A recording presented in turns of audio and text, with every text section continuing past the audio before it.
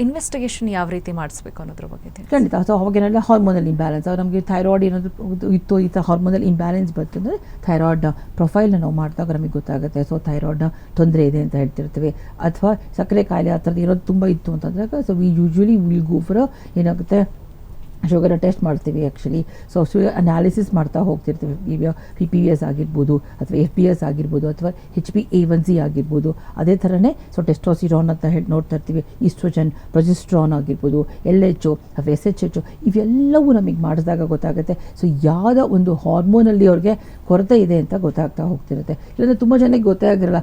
ಏನಾಗುತ್ತೆ, ತುಂಬ ಜನ ನಾರ್ಮಲೇ ಇದೆ ಅಂತ ಹೇಳ್ತಿರ್ತಾರೆ, ಬಟ್ ಕೆಲವೊಂದು ಹಾರ್ಮೋನ್ಗಳಲ್ಲಿ ಅವರಲ್ಲಿ ತೊಂದರೆ ಇದ್ದಾಗ ಸೊ ಸಾಕಷ್ಟು ಅವಾಗೇನ ಹೇಳಿದೆ ಸಿಂಪ್ಟಮ್ಸ್ಗಳು ನಾವು ನೋಡಿ. ತುಂಬ ಜನ ಥೈರಾಯ್ಡ್ ನಾರ್ಮಲ್ ಆಗಿರುತ್ತೆ, ಆದರೂ ಅವ್ರಿಗೆ ಪೀರಿಯಡ್ಸು ಇರ್ರೆಗ್ಯುಲರ್ ಆಗ್ತಾ ಬರ್ತಾ ಇರುತ್ತೆ. ಸೊ ಅವಾಗೇನಾಗುತ್ತೆ, ಸೊ ಈಸ್ಟ್ರೋಜನ್, ಪ್ರೊಜೆಸ್ಟ್ರಾನ್ ಅವೆಲ್ಲವೂ ನಾವು ಮಾಡಿಸಿದಾಗ ಗೊತ್ತಾಗುತ್ತೆ. ಸೊ ಆ ತೊಂದರೆಗಳಿಂದ ಸೊ ಅವಾಗೇನಾಗುತ್ತೆ ಅವ್ರಿಗೆ ಬಂಜಿತನ ಅಥವಾ ಸರಿಯಾಗಿ ಪೀರಿಯಡ್ಸ್ ಆಗ್ತಾ ಇರಲ್ಲ ಅಂತ ನಮಗೆ ಗೊತ್ತಾಗುತ್ತೆ. ಸೊ ಕೆಲವೊಂದು ಕ್ಯಾಲ್ಶಿಯಂ ಇಂಬ್ಯಾಲೆನ್ಸ್ ಇರುತ್ತೆ ಅಂದ್ಕೊಳ್ಳಿ. ಸೊ ಕ್ಯಾಲ್ಶಿಯಂ ಇಂಬ್ಯಾಲೆನ್ಸ್ ಇದ್ದಾಗ ಸೊ ಅವಾಗೇನಾಗುತ್ತೆ, ಸೊ ಪ್ಯಾರಾಥೈರಾಯ್ಡಿಸಮ್ ಸರಿಯಾಗಿ ಕೆಲಸ ಮಾಡಿಲ್ಲ, ಅದು ಹಾಗಾಗಿ ಸೊ ನಮ್ಮ ಈ ಮೂಳೆಗಳು ಸ್ಟ್ರೆಂತ್ ತುಂಬ ಕಮ್ಮಿ ಆಗ್ತಾ ಇದೆ ಅಂತ ಗೊತ್ತಾಗುತ್ತೆ ಮೇಡಮ್. ಓಕೆ ಡಾಕ್ಟರ್, ಇದಕ್ಕೆ ನಿಮ್ಮ ಕ್ಲಿನಿಕ್ನಲ್ಲಿ ಯಾವ ರೀತಿಯಾದಂಥ ಚಿಕಿತ್ಸೆ ಇದೆ ಅನ್ನೋದ್ರ ಬಗ್ಗೆ ತಿಳಿಸಿ. ಸೊ ಯಾವುದೇ ಪೇಷಂಟ್ಸು ತುಂಬ ಜನಕ್ಕೆ ಗೊತ್ತೇ ಇರಲ್ಲ.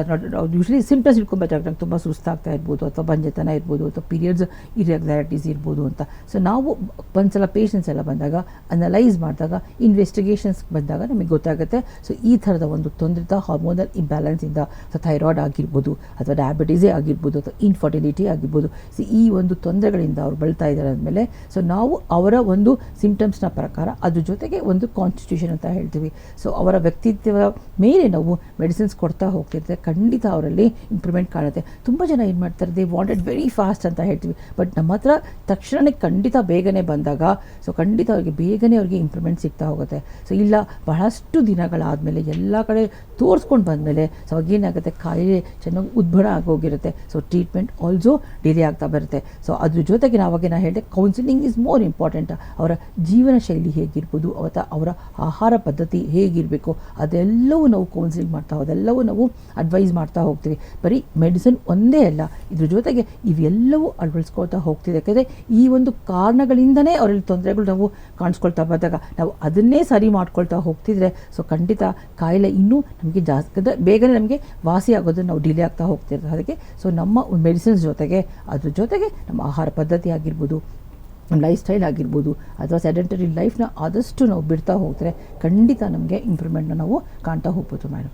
ಓಕೆ ಡಾಕ್ಟರ್, ಲೈಫ್ ಸ್ಟೈಲಿಂದ ಕೂಡ ಈ ಪ್ರಾಬ್ಲಮ್ ಬರುತ್ತೆ ಅಂತ ಹೇಳ್ತಾರೆ. ಯಾವ ರೀತಿ ಇರಬೇಕು ನಮ್ಮ ಲೈಫ್ ಸ್ಟೈಲ್ ಅನ್ನೋದು? ಖಂಡಿತ ಮೇಡಮ್, ತುಂಬ ಜನ ಅದು ಕಾನ್ಸ್ಟೆಂಟಾಗಿ ಕೂತೇ ಇರ್ತಾರೆ. ಆಮೇಲೆ ಮತ್ತು ಮೆಂಟಲ್ ಸ್ಟ್ರೆಸ್ ಇರ್ಬೋದು, ಅದಕ್ಕೆ ಹೇಳ್ಬೋದು. ಸೊ ದಿನನಿತ್ಯ ಏನು ಮಾಡ್ತಿರೋದು, ನಮ್ಮ ಆಹಾರ ಪದ್ಧತಿ ಹೇಗಿರಬೇಕು, ಆದಷ್ಟು ನ್ಯೂಟ್ರಿಷಸ್ನ ಫುಡ್ನ ನಾವು ತೊಗೊಳ್ತಾ ಹೋಗಬೇಕು. ಆದಷ್ಟು ಈ ಜಂಕ್ ಫುಡ್ಸು, ಆಮೇಲೆ ಈ ಅಡಿಕ್ಷನ್ಸ್, ಈ ಸ್ಮೋಕಿಂಗ್ ಆಗಿರ್ಬೋದು, ಆಲ್ಕೋಹಾಲ್ ಆಗಿರ್ಬೋದು, ಆದಷ್ಟು ಅವನ್ನ ತುಂಬಾ ಬಿಟ್ಟರೆ ಇನ್ನೂ ಒಳ್ಳೆಯದು ಅಂತ ಹೇಳ್ತಾ ಬರ್ತೀವಿ. ಅದ್ರ ಜೊತೆಗೆ ಸ್ವಲ್ಪ ದಿನನಿತ್ಯ ವ್ಯಾಯಾಮ ಆಗಿರ್ಬೋದು, ಆಮೇಲೆ ಮೆಡಿಟೇಷನ್ ಆಗಿರ್ಬೋದು, ಇವೆಲ್ಲವೂ ನಮ್ಮ ದಿನನಿತ್ಯ ನಾವು ರೂಢಿಸ್ಕೊಳ್ತಾ ಹೋಗ್ತಿದ್ರೆ ಸೊ ಯಾವುದೇ ಸ್ಟ್ರೆಸ್ ಆಗಿರ್ಬೋದು ಅಥವಾ ಒಬೇಸಿಟಿ ಆಗಿರ್ಬೋದು ಅದರಲ್ಲಿ ಈ ಒಂದು ಹಾರ್ಮೋನುಗಳ ವ್ಯತ್ಯಾಸಗಳಿಂದ ನಾವು ಖಂಡಿತ ಹೊರಗೆ ಬರ್ಬೋದು ಮೇಡಮ್. ಈ ಜಂಕ್ ಫುಡ್ ಅವಾಗಿನ ಹೇಳಿದೆ, ತುಂಬ ಇತ್ತೀಚೆಗೆ ದಿನಗಳನ್ನ ತುಂಬ ನೋಡ್ತಾ ಇರೋದಂದರೆ ಸೆಡೆಂಟರಿ ಲೈಫ್ ಅಂತ ಒಂದು ಮೇಲೆ ಆಹಾರ, ಆಮೇಲೆ ಸ್ಟ್ರೆಸ್ ಲೆವೆಲ್ಸು ಇವೆಲ್ಲವೂ ನಾವು ಕಂಟ್ರೋಲ್ ಮಾಡ್ಕೋಬೇಕು ಅಂದರೆ ಸೊ ನಮ್ಮ ಒಂದು ಕಾಯಿಲೆಗೆ ನಾವೇ ಕಾರಣ ಅಂತ ಹೇಳ್ತಾ ಹೋಗ್ಬೋದು. ಅದಕ್ಕಾಗಿ ಸೊ ಆಹಾರ ಪದ್ಧತಿಲೂ ಅಷ್ಟೇ ತುಂಬ ಹೈಲಿ ನ್ಯೂಟ್ರಿಷಸ್ನ ಫುಡ್ನ ತೊಗೊಳ್ತಾ ಹೋಗ್ತೀರಿ. ಅದ್ರ ಜೊತೆಗೆ ದಿನನಿತ್ಯ ಈ ವ್ಯಾಯಾಮ ಆಗಿರ್ಬೋದು,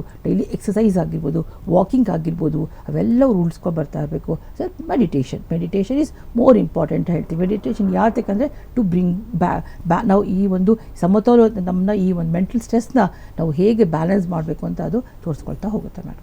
ಓಕೆ ಡಾಕ್ಟರ್, ನೀವು ಹೇಳ್ತಾ ಇದ್ರಿ ಅಂದರೆ ಮೇಂಟೆನೆನ್ಸ್ ಯಾವ ರೀತಿ ಮಾಡಬೇಕು ಅಂತ. ಸಾಕಷ್ಟು ಜನ ಎಕ್ಸಸೈಸ್ ಮಾಡೋಲ್ಲ ಅಥವಾ ಸರಿಯಾದ ಸಮಯಕ್ಕೆ ಫುಡ್ಡನ್ನು ತೊಗೊಳ್ಳಲ್ಲ, ಸೆಲ್ಫ್ ಮೆಡಿಕೇಶನ್ ಟ್ರೈ ಮಾಡ್ತಾರೆ. ಇದೆಲ್ಲ ಎಷ್ಟು ಮಟ್ಟಿಗೆ ತುಂಬ ತಪ್ಪು. ಅಟ್ಲೀಸ್ಟ್ ಸೆಲ್ಫ್ ಮೆಡಿಕೇಷನ್ಸ್ ಮತ್ತು ಯಾವ ರೀತಿ ಮೆಡಿಕೇಷನ್ ತೊಗೋಬೇಕಾದ್ರೆ ಒಬ್ಬೊಬ್ಬರಿಗೆ ಒಂದೊಂದು ಥರದ ಒಂದು ಟ್ರೀಟ್ಮೆಂಟ್ ಆಗಿರ್ಬೋದು ಅಥವಾ ಅದರದೇ ಒಂದು ಮೆಡಿಟೇಷನ್ಸ್ ನಾವು ಅಥವಾ ಮೆಡಿಕಲ್ ನಾವು ಅಡ್ವೈಸ್ ಮಾಡ್ತಾ ಹೋಗ್ತಿರ್ತೀವಿ. ಎಲ್ಲರಿಗೂ ನನಗೂ ಅವನಿಗೂ ಅದೇ ಬಂದಿದೆ, ಸೊ ನನಗೂ ಇದೇ ಥರ ಇದೆಲ್ಲ ಪ್ರಾಬ್ಲಮ್ಸು, ಸೊ ಅವ್ರಿಗೆ ಕೊಟ್ಟರು ಮೆಡಿಸಿನ್ಸ್ ನಾವು ಇದೇ ತೊಗೊಂಡ್ರೆ ಖಂಡಿತ ಹೆಲ್ಪ್ ಆಗುತ್ತಲ್ಲ. ಖಂಡಿತ ಸೊ ನೀನೇ ಬೇರೆ ವ್ಯಕ್ತಿ ಅಥವಾ ಅವರೇ ಬೇರೆ ವ್ಯಕ್ತಿ. ಸೊ ನಿಮ್ಮ ಒಂದು ಫಿಸಿಕಲಿ ಆಗಿರ್ಬೋದು, ಮೆಂಟಲಿ ಆಗಿರ್ಬೋದು, ಅವೆಲ್ಲವೂ ಬೇರೆ ಬೇರೆ ಆಗುತ್ತೆ.